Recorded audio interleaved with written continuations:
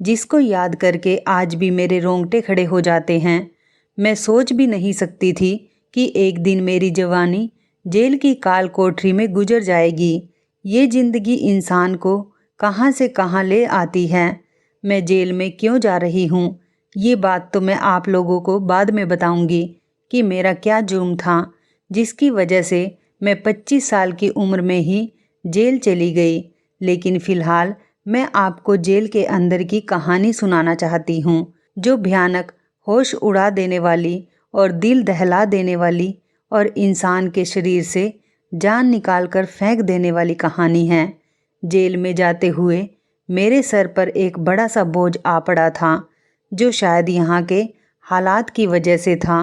मैंने इस जेल के बारे में बहुत खतरनाक और भयानक बातें सुनी हुई थी, मगर मैं ये नहीं जानती थी कि एक दिन मैं भी इसी जेल में आ जाऊंगी, कि मेरे साथ भी वही सब कुछ हो जाएगा जिसका शिकार यहाँ पर पहले से ही 2 लड़कियाँ और 2 औरतें हो चुकी थी। इन्हीं लोगों और इन्हीं औरतों में से एक थी जिन्होंने जेल में होने वाले इस पाप की कहानी की शुरुआत की थी। वो मेरे लिए सबसे खतरनाक रात थी, जब मैं जेल की काल कोठरी में बैठी अपने नसीब पर बुरी तरह से रो रही थी और अपनी ज़िंदगी को कोस रही थी। तभी अचानक मुझे किसी के भारी कदमों से चलने की आवाज़ सुनाई दी। मेरे तो जैसे रोंगटे ही खड़े हो गए थे और मैं बुरी तरह से डर गई थी। मैं नहीं जानती थी कि आने वाला इंसान कौन है। अंदर आने वाले इंसान के कदमों की आवाज़ इतनी ज़्यादा भारी थी कि जैसे हर कदम मेरे दिल पर पड़ रहा था। मैंने अपनी आंखें बंद कर ली।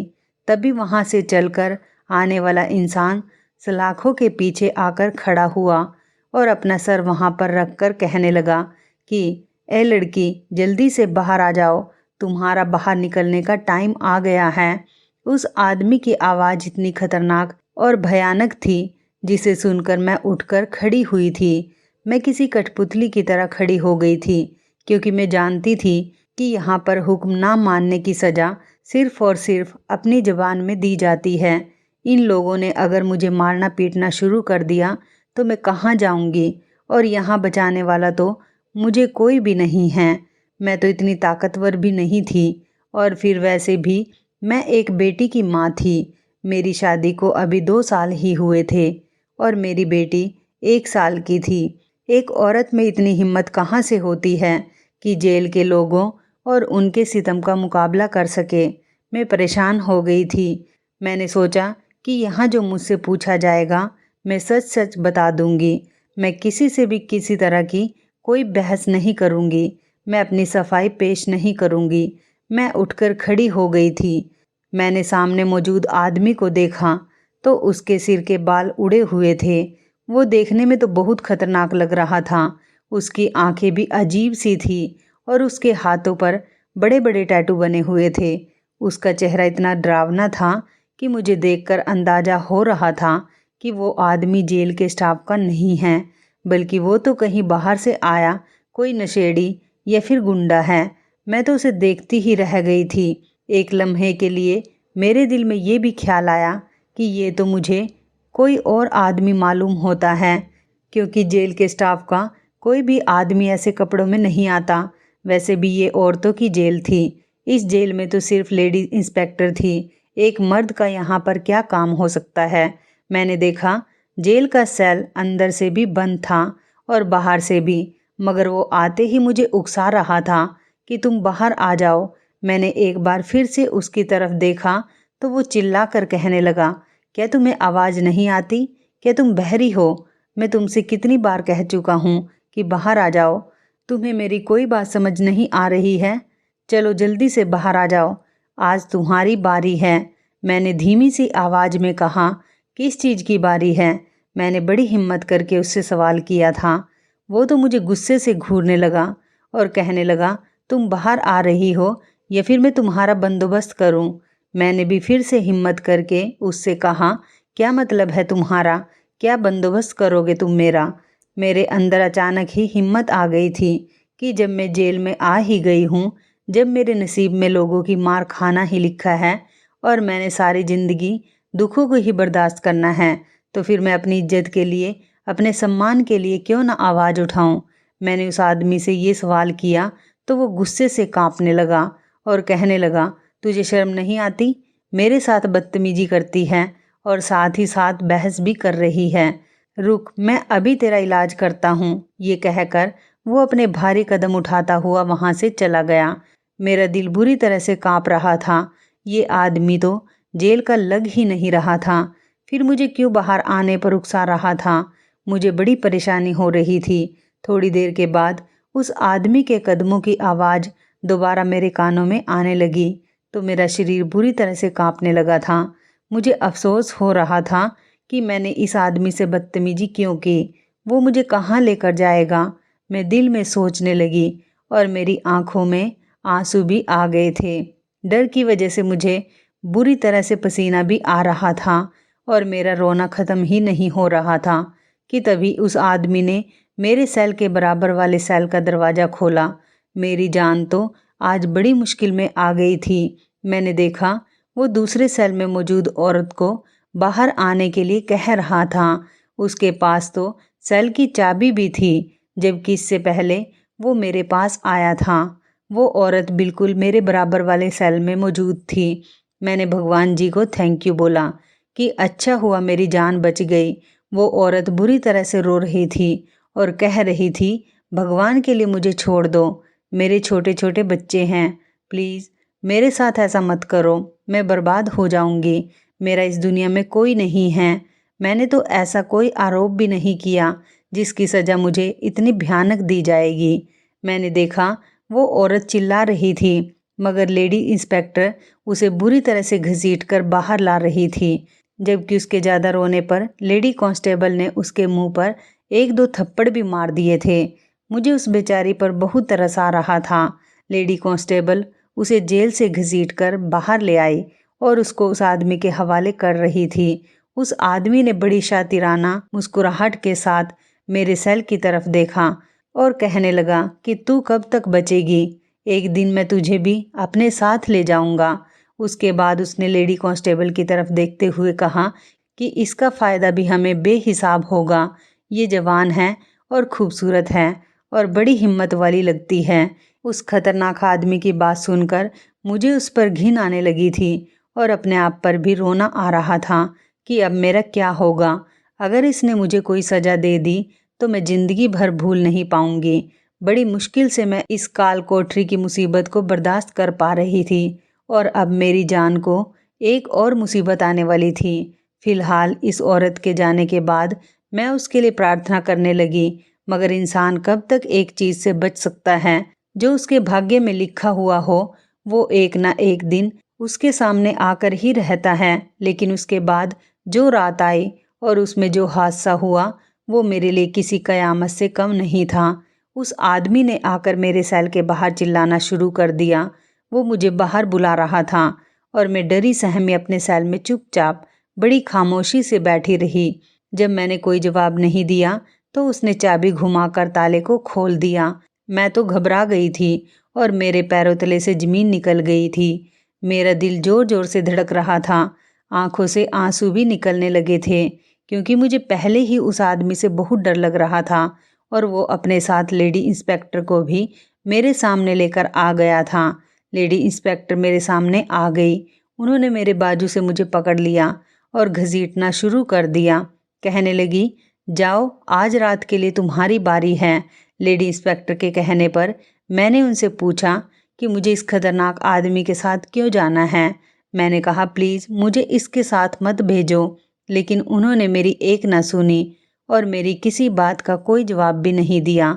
और वो कहने लगी कि यहाँ पर सिर्फ हमारी मर्जी चलती है, हमसे तुम दुश्मनी पालोगी तो तुम्हारे लिए ज़िंदगी नर्क बना देंगे। इसलिए तुम्हारा फ़ायदा इसी में है कि तुम खामोशी से हमारी बात मानती रहो। इस बात में कोई शक नहीं था कि वो औरतें ऐसा भी कर सकती थी, मगर मेरे लिए ज़िंदगी पहले ही काफ़ी मुश्किल थी। मैंने भगवान से प्रार्थना करना शुरू कर दिया कि हे भगवान, मेरी इज्जत बचा लेना, क्योंकि एक औरत के पास इज्जत से बढ़कर ऐसी कोई चीज़ नहीं होती। इसके लिए वो जान देने पर भी उतर आती है और मेरे लिए भी सबसे बढ़कर मेरी इज्जत ही थी। मैं रोती हुई उस आदमी के साथ बाहर जाने लगी।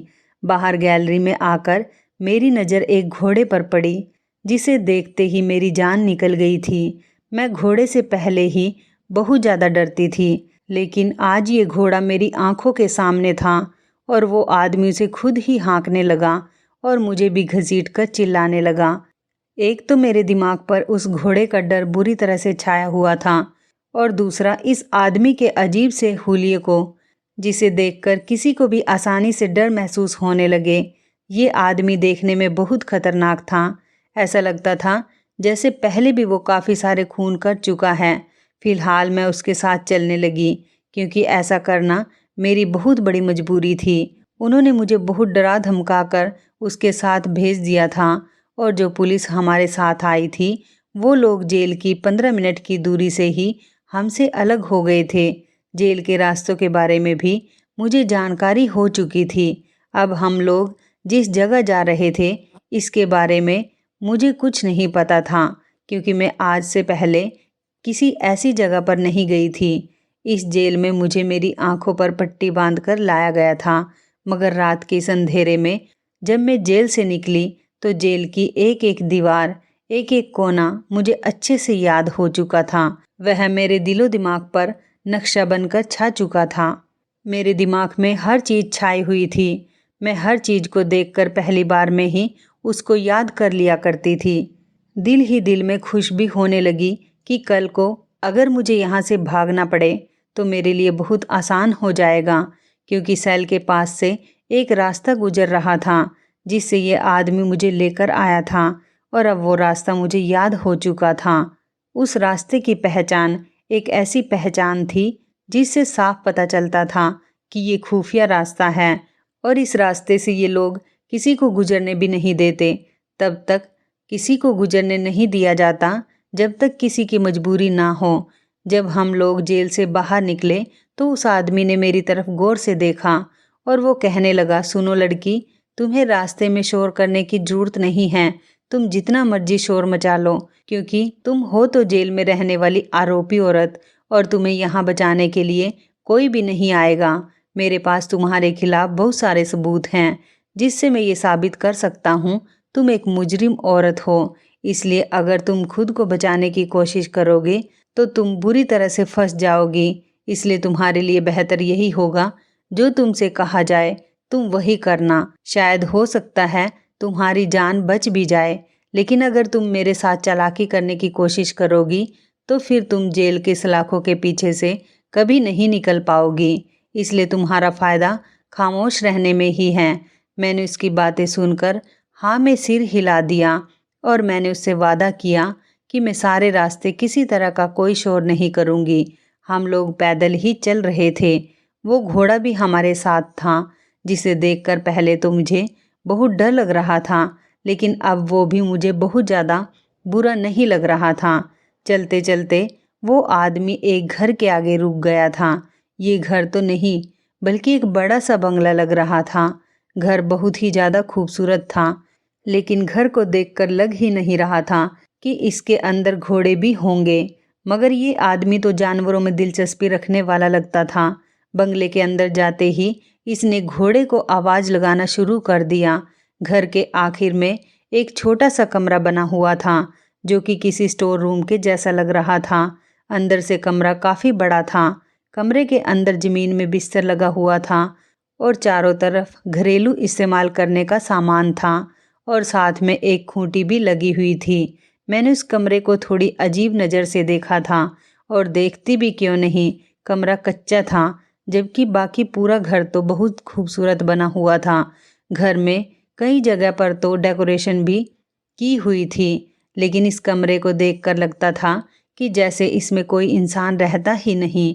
इस कमरे में जो बिस्तर लगा हुआ था, मैं वहाँ पर जाकर बैठ गई थी। जैसे ही कमरे का दरवाज़ा खुला तो खतरनाक आदमी मेरे सामने आकर खड़ा हो गया था। उसके चेहरे पर बड़ी अजीब सी मुस्कुराहट थी। वो मुझसे कहने लगा, देखो लड़की, मैं तुम्हें यहाँ पर बेवजह नहीं लेकर आया हूँ और तुम्हें मेरा एक काम करना होगा। अगर तुम मेरा काम करने में कामयाब हो गई तो मैं तुम्हें जेल से रिहा कर दूँगा और तुम्हें इतने ज़्यादा पैसे दूँगा कि सारी ज़िंदगी तुम आराम से बैठकर खाओगी और मौज करोगी। ये देख रही हो ना, ये आलीशान बंगला और मेरे पास जितनी भी गाड़ियाँ हैं वो सब मेरी अपनी मेहनत की कमाई की वजह से हैं। ये सारा रुपया पैसा मेरे अकेले का ही है। इन सब का मालिक मैं हूँ। मैं तुम्हारे लिए ज़िंदगी आसान बना दूँगा, लेकिन तुम्हें मेरा एक काम करना होगा। और हाँ, किसी बात पर भी अगर तुमने जिद की तो मेरा पारा हाई हो जाता है और मैं फिर ऐसी औरत को बर्बाद करके रख देता हूँ। मैं तुम्हारे साथ ऐसा करूँगा कि तुम किसी को मुंह दिखाने के काबिल नहीं बचोगी। तुम्हारे नहीं बच्चे पैदा होंगे और ना ही कभी तुम्हारी शादी होगी। अगर तुम कुंवारी हो तो तुम बिन शादी के ही रह जाओगी, और अगर तुम शादीशुदा हो तो तुम बे औलाद हो जाओगी। वो आदमी मुझे धमका रहा था, ऐसी बातें करके मुझे बुरी तरह से डरा रहा था। मुझे अपनी छोटी सी बेटी की बहुत याद आ रही थी। मुझे उसकी फिक्र हो रही थी। उसको याद करके मेरी आंखों में आंसू आने लगे थे। तो वो चिल्ला कर कहने लगा, ज़्यादा नौटंकी करने की जरूरत नहीं है। तुमसे मैं जितना कहता हूँ तुम उतना ही करो। उस आदमी ने पहले मुझे देसी घी खाने को कहा। मैंने देसी घी खाने से मना कर दिया। फिर उसने कहा, घी तो तुम्हें खाना ही पड़ेगा, नहीं खाओगी तो मैं तुम्हारा वो हाल करूँगा कि। उसने मुझे ज़बरदस्ती घी खिलाया और कहा, अब बिस्तर पर लेट जाओ और अपनी आंखें बंद रखना। इधर उधर देखने की और यहाँ से भागने की जरूरत नहीं है। अगर तुमने ऐसा भी कुछ करने की कोशिश की तो तुम नहीं जानती हो तुम्हारे साथ क्या किया जाएगा। तुम यहाँ पर सुकून से रहो। तुम्हें यहाँ पर खाना, पहनने के लिए कपड़ा और सुकून भरी जिंदगी हर चीज़ दी जाएगी।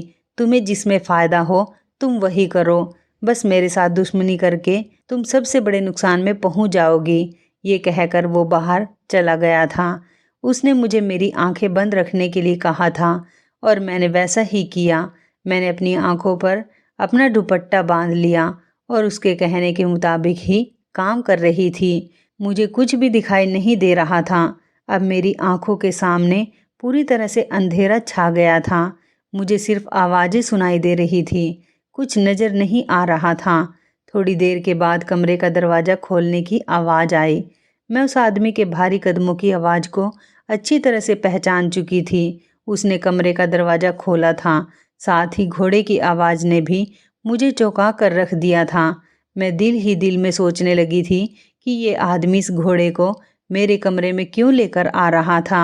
आखिर एक घोड़े का कमरे में क्या काम। घोड़ा भी ये काले रंग का था, जिसकी आंखों को देखकर लगता था कि जैसे वो मुझे खा जाएगा। उसके अंदर तो मुझे हैवान नज़र आता था। मैं चुपचाप बड़ी खामोशी से अपने अंदर हिम्मत बांध के वहाँ पर लेटी रही। उसने घोड़े के गले में बंधी रस्सी को खूंटी से बांध दिया था और फिर वो वहाँ से चला गया था। डर के मारे मेरा तो बुरा हाल हो रहा था। मैं समझ सकती थी कि आज रात मुझे यहाँ नींद नहीं आएगी। जाहिर सी बात है, आपके साथ कमरे में अगर कोई घोड़ा बंधा हुआ हो और आप एक ऐसी जगह पर हो जिसे आपने पहले ना कभी देखा हो और ना इस जगह के बारे में सुना हो, तो आपको ऐसी जगह पर नींद कैसे आ सकती है। वैसे भी मुझे घोड़ों से बहुत डर लगता था और उस घोड़े ने चिल्लाना शुरू कर दिया था। मैं आंखें बंद करने की कोशिश कर रही थी। मैं लगातार भगवान से प्रार्थना कर रही थी, बस जल्दी से सुबह हो जाए और ये वक्त किसी भी तरह से गुजर जाए। यहाँ से बेहतर तो मैं अपने जेल के सेल में थी। कम से कम वहाँ पर मेरे साथ घोड़ों को तो नहीं बांधा गया था। अब तो वो जेल भी मुझे स्वर्ग के जितना याद आ रहा था। थोड़ी देर के बाद कमरे का दरवाज़ा खुद से खुल गया और कमरे में एक अजीब सी बदबू फैल गई थी। वो बदबू इतनी अजीब थी और मेरे दिमाग पर हावी हो गई थी। मुझे चक्कर आने से महसूस हो रहे थे और थोड़ी देर के बाद अपने होशो हवास खो चुकी थी। उसके बाद मुझे नहीं पता कि मेरे साथ क्या हुआ। जब मेरी आंख खुली तो शायद सुबह का टाइम हो चुका था। मैं बुरी तरह से हड़बड़ाकर उठ गई थी। मेरे सामने तो घोड़ा मौजूद नहीं था। अब कमरा साफ सुथरा भी था। ये देखकर मुझे बड़ी हैरत हुई थी कि मैं इस कमरे में मौजूद ही नहीं थी। मैं खुद को हैरत से देखने लगी। जब मैं इस घर में आई थी तो वो आदमी मुझे एक स्टोर रूम के जैसे कमरे में लेकर आया था। मुझे खूब याद है कि मेरे साथ घोड़े को भी कमरे में ही बंद कर दिया गया था, लेकिन ये तो एक नया ही कमरा था।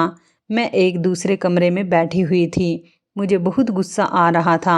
मुझे याद आने लगा कि कमरे में फैली उस अजीब सी बदबू को सूंघते ही मेरे होश उड़ गए थे और मेरे दिमाग ने काम करना बंद कर दिया था। मुझे उस खतरनाक आदमी पर बहुत गुस्सा आ रहा था, मगर फिर कमरे का दरवाज़ा खुला और एक बहुत ही खूबसूरत सी लड़की कमरे के अंदर आई थी।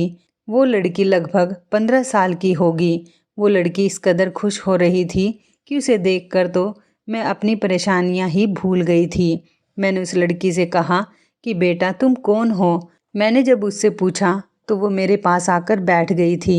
लड़की देखने में बहुत खुश नज़र आ रही थी, बल्कि मुझे उसके सामने बैठकर अजीब सी शर्मिंदगी महसूस हो रही थी, क्योंकि पूरी रात एक घोड़े के साथ कमरे में बंद होकर मेरे तो जैसे पूरे शरीर से बदबू आ रही थी। मुझे अपना आप बहुत बुरा लग रहा था। उस लड़की ने मुझसे कहा कि आप यहीं पर बैठो, मैं आपके लिए खाना लेकर आती हूँ, बल्कि आप जाकर पहले बाथरूम में नहा लो, उसके बाद मैं आपके लिए खाना लाऊंगी। मैंने सोचा कि ठीक कह रही है, पहले मैं नहा धोकर फ्रेश हो जाती हूँ ताकि मेरे अंदर से वह बुरी बदबू भी निकल जाए। ये कहकर वो मेरे कमरे से निकल गई थी और मैं बाथरूम में नहाने के लिए चली गई थी। जब तक वो आई मैं फ्रेश होकर सामने बेड पर बैठ चुकी थी। उसने बड़े खूबसूरत तरीके से और अच्छे तरीके से मुझे नाश्ता सर्व किया। मैं नाश्ता करते हुए सोच रही थी कि कहीं मैं कोई सपना तो नहीं देख रही हूँ। मैंने खुद को हल्का सा नोच कर देखा। मुझे यकीन आ गया था कि ये सब कुछ सच है, लेकिन उस बदबू वाले कमरे में, इस खूबसूरत और आलीशान कमरे में बैठकर मुझे बहुत ही अजीब लग रहा था। ऐसा लगता था कि कोई चमत्कार हुआ है जो मैं उस जगह से निकलकर यहाँ आ बैठी हूँ। उस लड़की ने मुझसे पूछा, क्या हुआ है? आप कुछ परेशान नज़र आ रही हैं। वो लड़की बार बार मुझसे कोई न कोई सवाल किए जा रही थी कि आप कौन हो और कहाँ से आई हो। उसके सवालों को इग्नोर करते हुए मैंने उससे पूछा कि तुमने मुझे कब और कैसे देखा? उसने कहा कि आप तो इस कमरे में सोई हुई थी और ये मेरा घर है। मैं इस घर में अपने डैडी के साथ और अपने चाचा जी के साथ रहती हूँ, लेकिन मैंने आपको यहाँ पर पहली बार देखा है। मुझे आपके बारे में जानने में बहुत इंटरेस्ट आ रहा था। मुझे मेरे डैडी ने कहा था कि मैं यहाँ आकर आपका ख्याल रखूँ। मैंने उस लड़की से पूछा कि तुम्हारे डैडी का नाम क्या है? तो उसने मुझे बताया कि मेरे डैडी का नाम राहुल सिंघानिया है। मैंने उससे कहा, अच्छा तुम्हारे डैडी का नाम राहुल सिंघानिया है और तुम्हारे डैडी की उम्र कितनी है? वो इस सवाल का जवाब नहीं दे पाई थी। उसे अपने डैडी की उम्र के बारे में नहीं पता था। जो भी बातें वो कर रही थी वो तो सिर्फ मासूमियत में ही कर रही थी। वो भी मेरे साथ खूब बातें कर रही थी। मैंने उससे और भी बातें पूछने की कोशिश की, मगर उसे तो कुछ पता ही नहीं था। तभी बाहर से भारी कदम और पुलिस के सायरन की आवाज़ें भी आने लगी थी। ये सुनकर मैं डर गई थी और मेरा शरीर बुरी तरह से काँप रहा था। तभी वो खतरनाक आदमी अंदर आया। उसका हुलिया बिल्कुल वैसा ही था जैसा मैंने उसे जेल में देखा था। वो लड़की जो वहाँ पर बैठी हुई थी, इस आदमी को देखकर वो भी डर गई थी, मगर एक तरफ होकर सहम गई थी और उसने अपनी आंखें झुका ली थी। वो एक कोने में बैठ गई थी। उसके मुंह से एक शब्द भी नहीं निकल रहा था। वो आदमी अंदर आया और कहने लगा, तुमने तो मुझे खुश कर दिया है, मेरा काम पूरा हो गया। तुम्हें पुलिस वापस लेने के लिए आ गई है, लेकिन तुम फिक्र मत करो, मैं तुम्हें जल्दी ही जेल से रिहा करवा दूंगा। तुम मेरे लिए बहुत खुशकिस्मत साबित हुई हो। ये कहकर वो वहाँ से चला गया। इतने में पुलिस की गाड़ियाँ आ गई थी। वो 2 लेडी पुलिस कांस्टेबल मुझे अरेस्ट करने के लिए अंदर तक आ गई थी।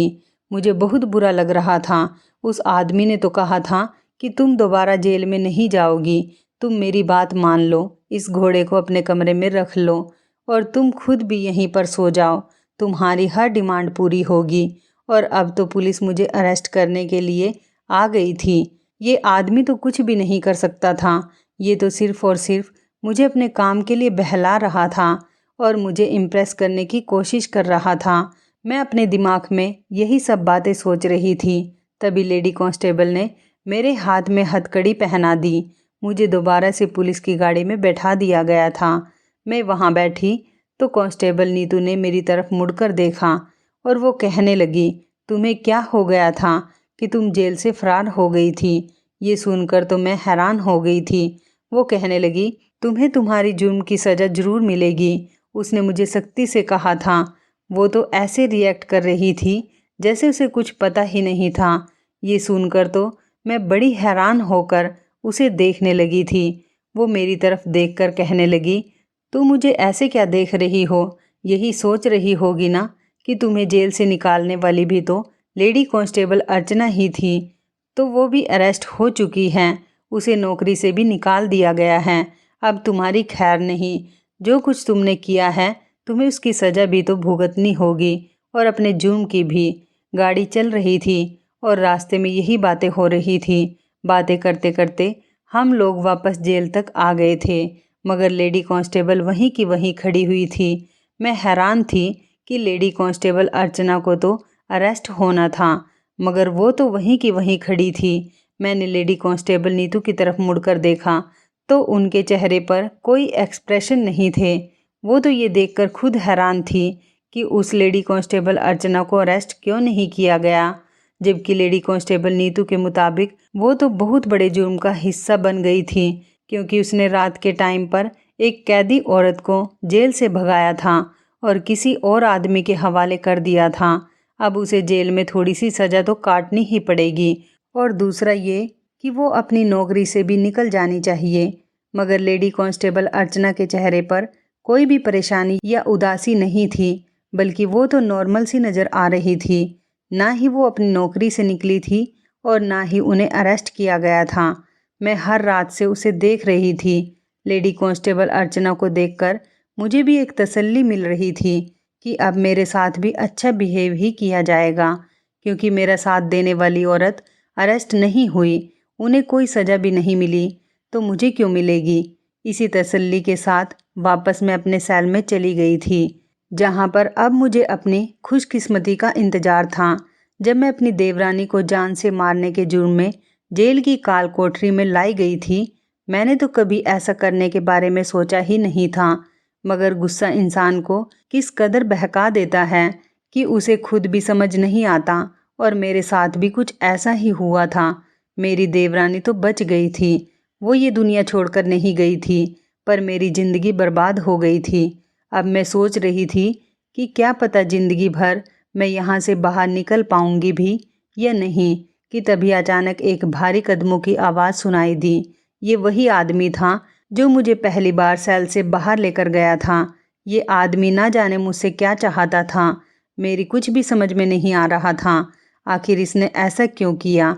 ये बड़ा ही डिफरेंट टाइप का आदमी था।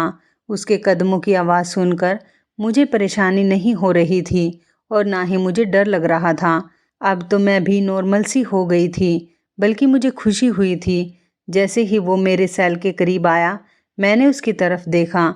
मुझे अब उसको देखकर कोई परेशानी नहीं हो रही थी। वो तो बड़ी बड़ी आंखों वाला वही खतरनाक आदमी था जिसे मैंने देखा, और फिर मैं उसे पहचान गई थी। मैंने उससे सवाल किया कि क्या बात है, अब तुम यहाँ पर क्यों आए हो?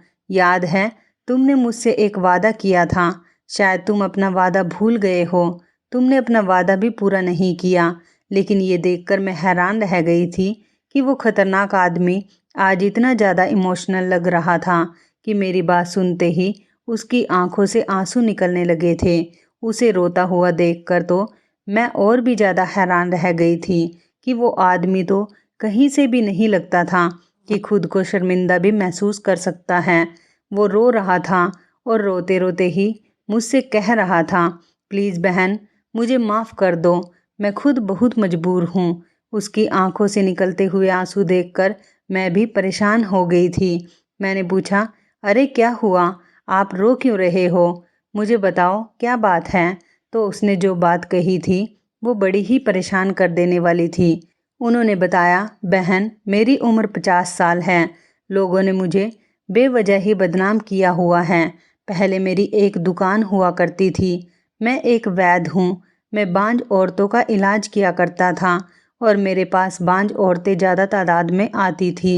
मेरा इलाज करने से वो औरतें प्रेग्नेंट हो जाती थी। बस यही सब करते करते मैं अमीर होता चला गया। मेरा नाम लोगों में फेमस हो गया कि मैं बांझ औरतों का इलाज करता हूँ और वो मेरे इलाज से प्रेग्नेंट हो जाती हैं। वो तो भगवान की कृपा थी और मेरे हाथ में चमत्कार था और धीरे धीरे मेरे हाथ से ये चमत्कार कम होता चला गया। इसके बाद मेरे साथ जो हुआ मैं तुम्हें बता नहीं सकता।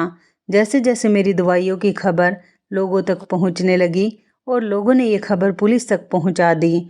हमारे इलाके के बड़े डीआईजी साहब तक ये खबर पहुंच गई थी। ये खबर सुनने के बाद उन्होंने मुझे पर्सनली मिलने के लिए बुलाया। उन्होंने मुझसे कहा कि तुम्हें मेरी बेटी का इलाज करना होगा। मेरी एक 15 साल की बेटी है, उसमें कोई बहुत बड़ी बीमारी है जिसका कोई इलाज नहीं। बाहर से तो मेरी बेटी देखने में बहुत सेहतमंद नज़र आती है, मगर उसकी ज़िंदगी के सिर्फ 2-3 साल ही रह गए। डॉक्टर के कहने के मुताबिक वो कभी ठीक नहीं हो पाएगी। डीआईजी साहब ने तो मेरी ज़िंदगी दुश्वार कर दी थी।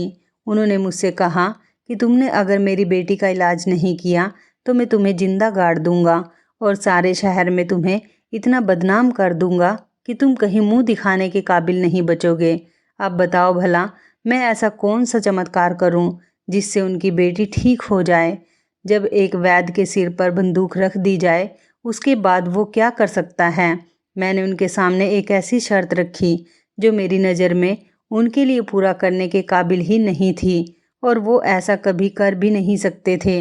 मैंने उनसे कहा कि मुझे एक ऐसी औरत चाहिए जिसने पहले से ही किसी का कत्ल किया हो और वह जेल में पड़ी हो।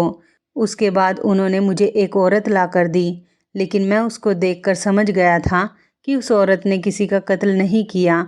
मैंने उस औरत को छोड़ दिया और डीआईजी साहब से कह दिया कि इस औरत के साथ आपकी बेटी का इलाज नहीं किया जा सकता।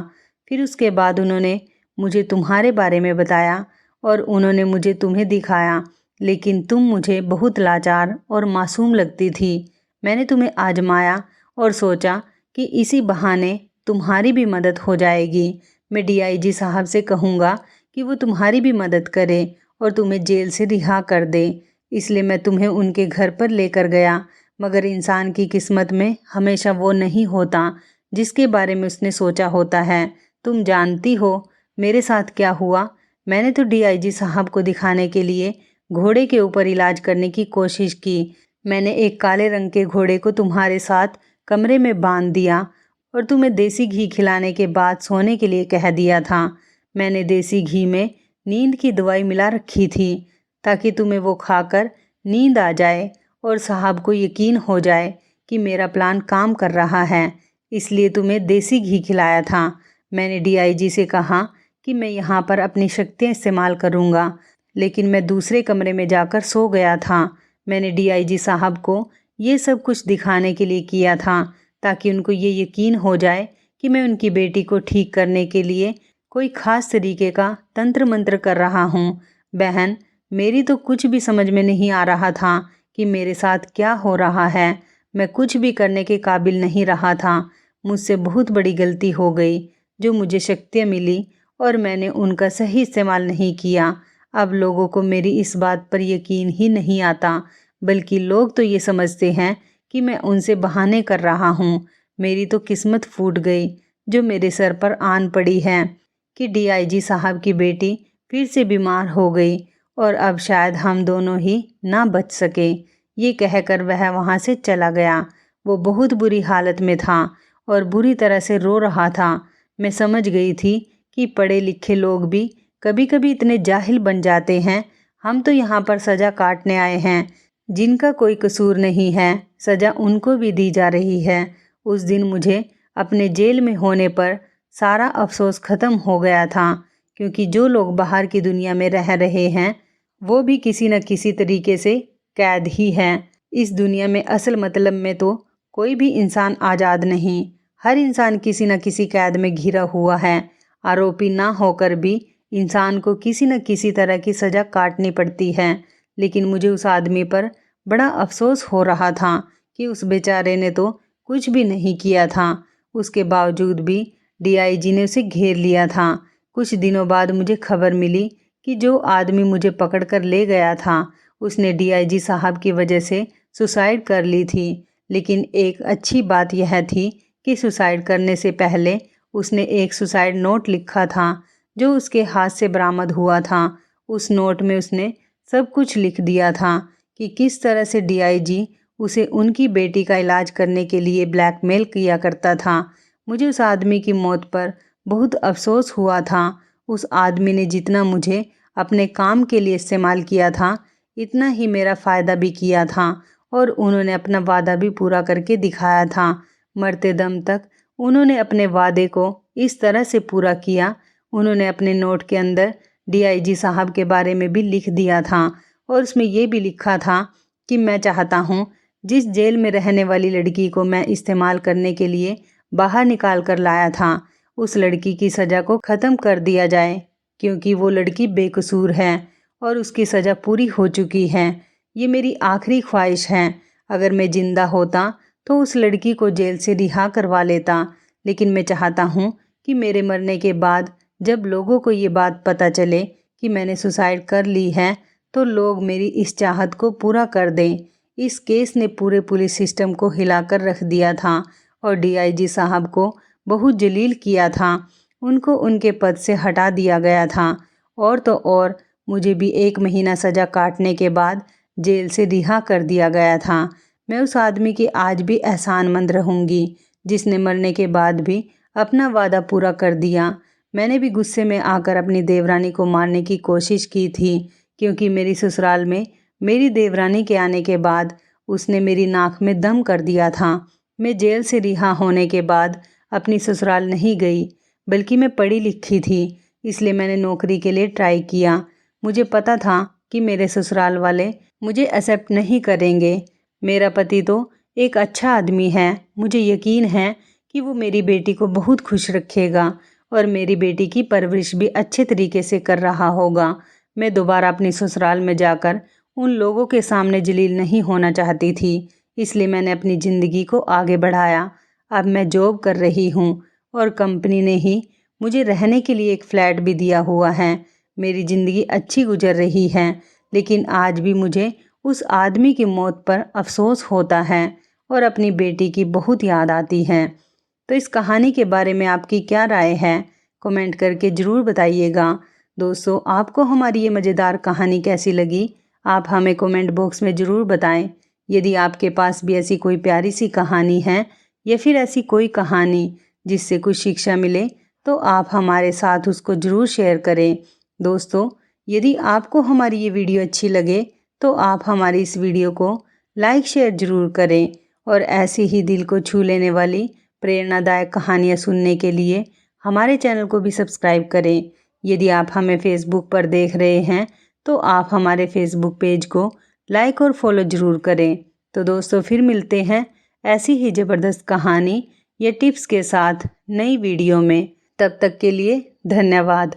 आप सभी अपना ख्याल रखना। आपका दिन शुभ व मंगलमय हो।